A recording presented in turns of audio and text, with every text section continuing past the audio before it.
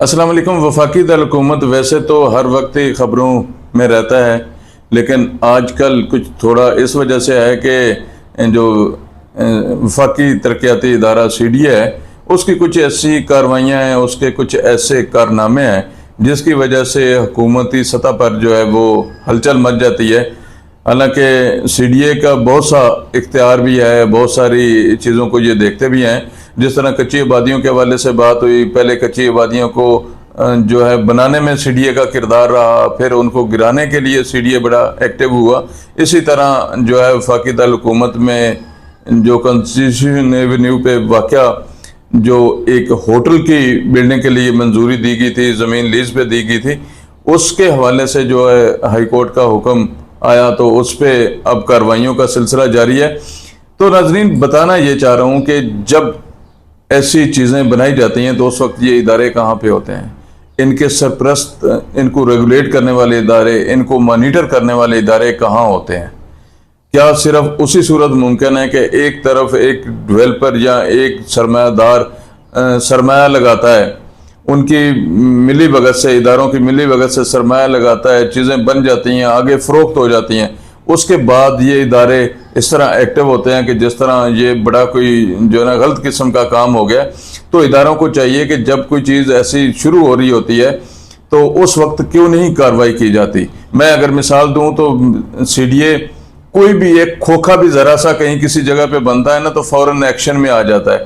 وفاقی دارالحکومت میں سی ڈی اے کی مرضی کے بغیر ایک سنگل جو 5-10 فٹ یا 10x10 کا ایک کھوکھا ہے نا، وہ بھی نہیں بن سکتا، بغیر پیسوں کے وہ بھی نہیں بنانے دیا جاتا۔ تو اتنی بڑی بلڈنگ کیسے بن جاتی ہے؟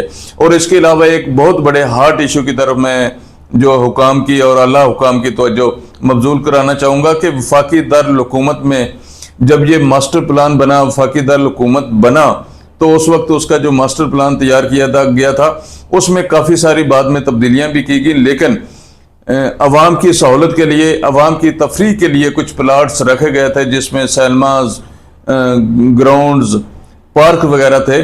تو آج ہم دیکھ رہے ہیں ان پلاٹس کو بھی کمرشل یوز کے لیے استعمال کیا جا رہا ہے، اور بہت ساری ایسی جگہ ہیں جہاں پہ میں اگر ذکر کروں تو سلمے کا ذکر کروں تو سلمے کا ٹریڈ کہا جاتا ہے کہ یہ تبدیل نہیں ہوتا، عوامی تفریح کا یہ سلسلہ ہوتا ہے، اور عوام کے بغیر جو ہے یہ ممکن نہیں ہوتا کہ اس کو کسی حوالے سے تبدیل کیا جا سکے۔ لیکن ہم دیکھ رہے ہیں وفاقی دارالحکومت کے انتہائی سی ڈی اے کی بغل کے نیچے G7 مرکز 17 مارکیٹ میں ایک سیلما کوسار سیلما کے نام پہ ایک پلاٹ ایشو ہوا۔ اس کی پہلے بلڈنگ کو ختم تو نہیں کیا گیا، لیکن بورڈ ابھی بھی اویزہ ہیں، لیکن ان کا جو سیلمے کا جو سائیکل سٹینڈ ہے یا باقی جو اس کے ساتھ ضروریات کی جگہ رکھی گئی تھی، پہلے ان پہ بلڈنگز بنی، دکانیں بنی، پھر وہاں پہ پلازے بننا شروع ہو گئے، اب وہاں پہ ہوٹل تعمیر ہو چکا ہے۔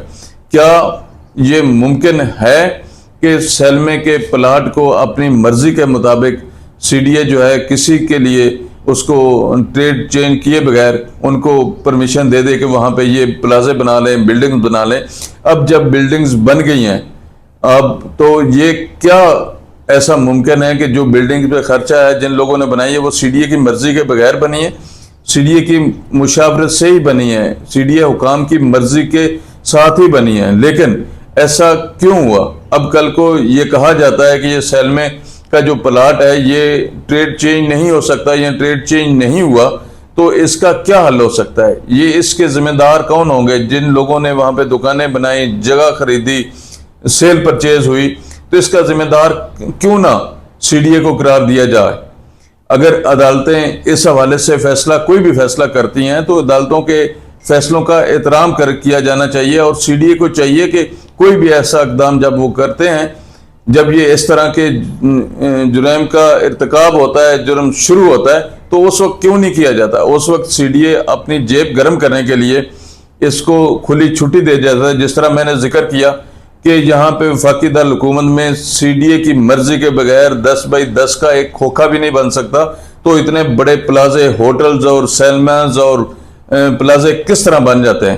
اس پہ انتہائی ایکشن لینے کی ضرورت ہے۔ میں نے کوشش کی کہ میں ایک ایسی واقعہ کی نشاندہی کریں کیونکہ اس سے قبل کراچی میں سپریم کورٹ کے آرڈر سے نیسلا ٹاور کے حوالے سے کارروائی ہوئی. اب یہ کانسٹیٹیوشن ایونیو پہ یہ ٹوین سینٹر جو بنا, یہ جو اس کا